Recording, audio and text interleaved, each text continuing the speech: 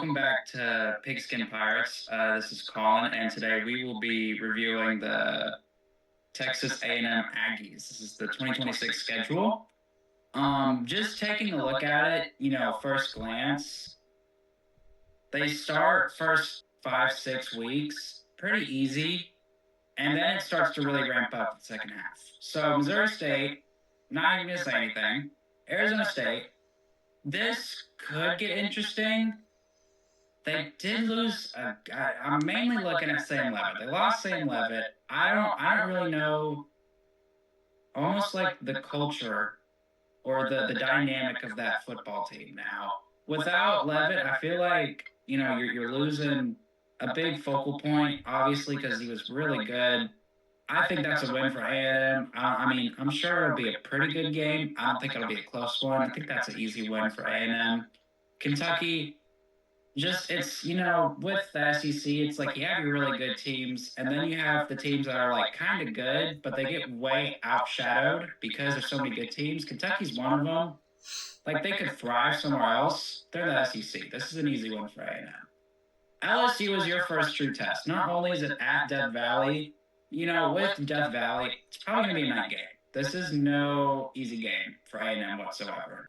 It really depends on how Lane Kiffin is doing up to this point. I feel like this could really go either way. I would say, me personally, this is going to be where they drop a game. I hate hyping LSU up preseason because I say all these like positive things. Then they go 8-5. Then they go like 9-5. They go 8-4. They go 7-5. They don't put up a great season. I feel like with Lane Kiffin, as much as I don't like him, he's a competent and pretty good coach. I feel like he can actually do something with this football team. I feel like this will be like LSU's statement win ready this year. Like we're ready to make a run. So I think this is a win for LSU. It's a pretty close game. I think LSU squeaks by. I think A&M's going to beat the brakes off of Arkansas. I don't need to say much there. Missouri, this is kind of your trap game. It's also kind of not because the next week you got the Citadel, which is an FCS team. So and Arkansas before, so there's not really. Yeah, this next after the LSU loss, they got time to recuperate before that last 5-ish weeks. I think this is almost like their first big win. I say big win. It's Missouri, and I'm sure they won't be ranked by this point. I think A&M is going to beat them by more than one touchdown. I think this is. It'll probably be at least a 14-point win. Citadel, next team, Alabama. This, what really throws me off is that it's at Alabama. Like that's no easy game. I honestly don't remember the last time they played each other, so it'll be really interesting to watch. Yeah, they usually Alabama's had the upper hand on them. I know there was one year with Johnny Manziel, and they beat Alabama. And I was kind of that was winning, Matt. That's a long time ago now. Wow. Yeah, Lord, that was 2012 when that happened. Yeah, well, they beat them. What was it? A few years ago, they did beat Alabama in some kind of upset. I remember that now. It was I think it was the final kick. Oh, it was at Texas A&M too. That was Jimbo Fisher. Got it. He was still head coach. Who was their quarterback at that point? They've not had good quarterback play. I'll get to that when I talk about it. But yeah, they traditionally haven't had good quarterback play. I want to give this one to A&M. I feel like it's really going to be who has the better quarterback. I think no matter who Alabama puts in a quarterback, we still don't know yet at this point.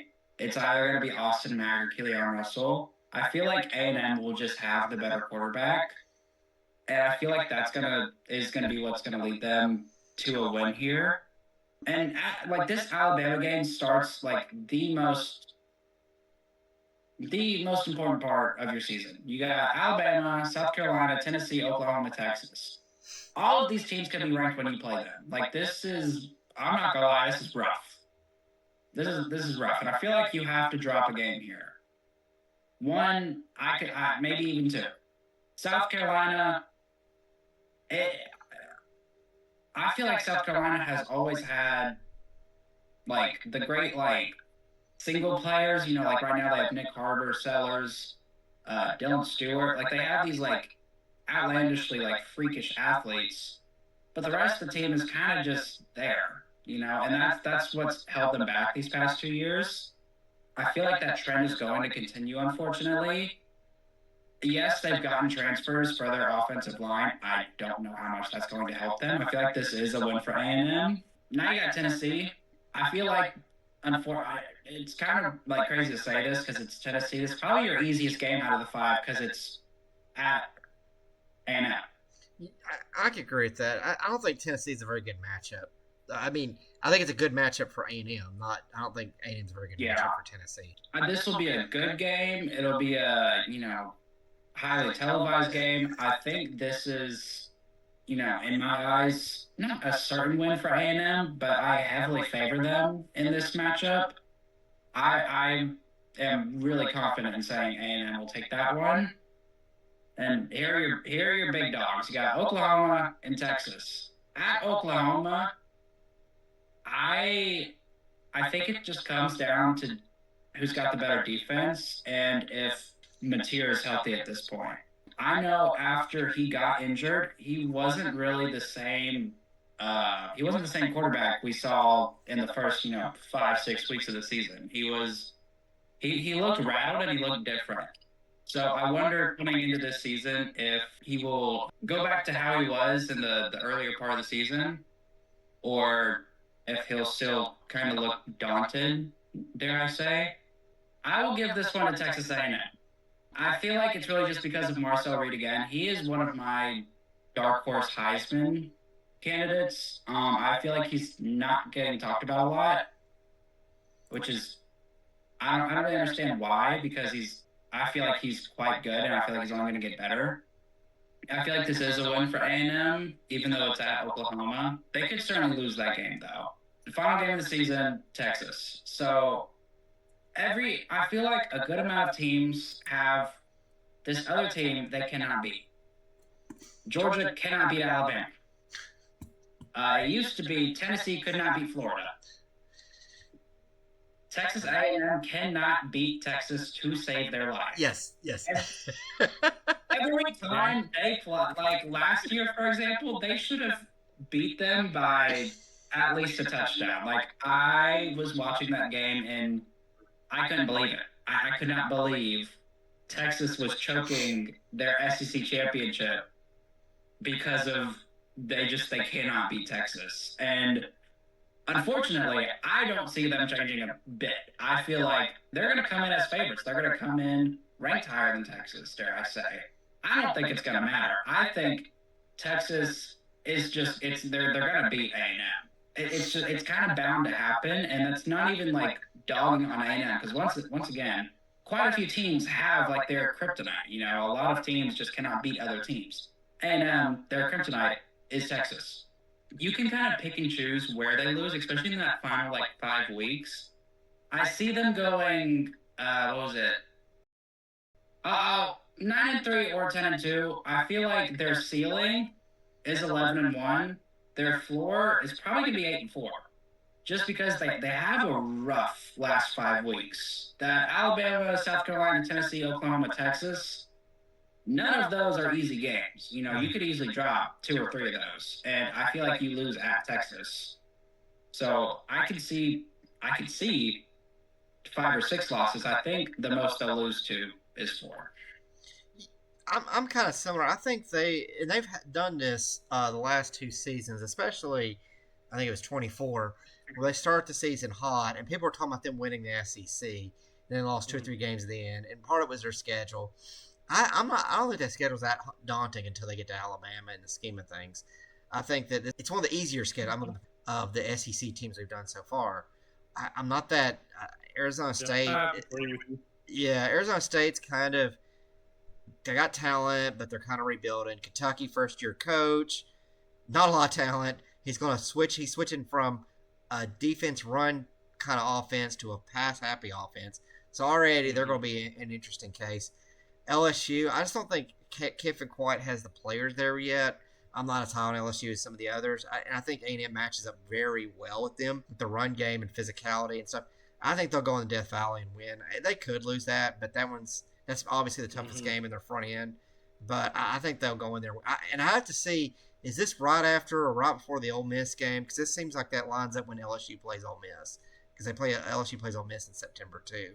So I think this is right after that Ole Miss game, which LSU could already be banged up from that. Arkansas is going to be terrible. They'll probably be the worst team in the SEC this year. They'll roll through them. Missouri could be tricky, but I see an A&M win it with this defense winning there. Alabama, once again, I keep beating a dead horse. I got A&M winning this because I don't think Alabama's running game is good enough. If Alabama's offensive line, its running game can be improved this much from the offseason, Alabama should win this. Or if they just are able to take advantage of A&M's secondary, which A&M's secondary has been good. If A&M's secondary has relapses and Alabama can get some big explosive pass plays, that might be another, kind of like what Alabama did with Georgia 2 years ago. That might be another way that I see Sawyer smiling. Collin. That might be another way Alabama can win this game. South Carolina, again, tricky. I think A&M matches up well with them and Tennessee. I think that they can beat them up with the running game, physicality, the defense. I think I had them losing the last two, though. I think Oklahoma and Texas. I think A&M's going to be a really good team. I'm a big fan of Mike Elko. I think the defense is still going to be pretty good. I think the running game, they have a really good running game. One of the more creative ones in the SEC. They can put up rushing yards. I think Tennessee's the only one that runs the ball about as good statistically as they do. Maybe Georgia. I'd have to go back and look. But I think they have one of the better rushing offenses. From a play calling aspect, I think they have one of the best ones, if not the best. And I think that if their quarterback at college, you alluded to, I think it was Kellen Marshall, if he can rise up and add to that, this could be a very dangerous team. Now, that being said, Texas A&M has this reputation of not being able to win big games. I don't think they've won a national title since the leather helmet days. And it's kind of like a Penn State or a Tennessee lately, or I'm trying to think of some of these other teams. For a long time, people say it's about Michigan. Iowa, they can't get over the hump. And it's one of those programs that cannot seem to, for whatever reason, for the life of them, cannot get over the hump. Miami's been another one. Miami, if you're going to add Tennessee, you got to add Miami. Although they finally did get the title game, Miami's yet to win an ACC championship. They've been in the ACC for 20 years. So I think Notre Dame's kind of sometimes like that as well. It's like A&M cannot get over the hump. And will this finally be the year? We'll see. I do think Mike Elko's a different culture. I'm a big fan of what he did at Duke. And his team looks like a better version of the Duke teams he has. So we will see. Sawyer, I'll leave it to you. Kind of last notes. Yeah, I mean, honestly, I could see them going 7-0 until they have to go to Alabama and play, because that's going to be a night game, and hopefully we can establish the quarterback and our running game by then. We'll see. But honestly, I can see them going 9-3. I mean, LSU, that game right there, it can be a tricky one for them. But again, like Collin said, we're giving LSU a little too much credit, for Lane Kiffin being their first year, and it's just, I don't like it. So I think A&M can handle them pretty well start the season. I'm going to say 9-3 for their record. They're going to lose to Bama. They're going to lose to Oklahoma and South Carolina at South Carolina. Interesting. You got to beat Texas though. Yeah. Huh. Why not? The irony of their schedule too is it's almost like they're playing in the Big 12 again. It's going to come down, can they beat Oklahoma and Texas? Because they never could in the Big 12 days. So it's like their two nemesis are back on their schedule again. So we'll see how that goes. Marcel Reed, I mean, he could have a highlight year. Yeah. Another Heisman contender. I mean, Lord, the past, two schedules we've gone over, two Heisman quarterbacks. Here's another one. Yeah. I mean, this season is filled with Heisman contenders in the quarterback position. Marcel Reed could have a really good year like he did last year. Sure.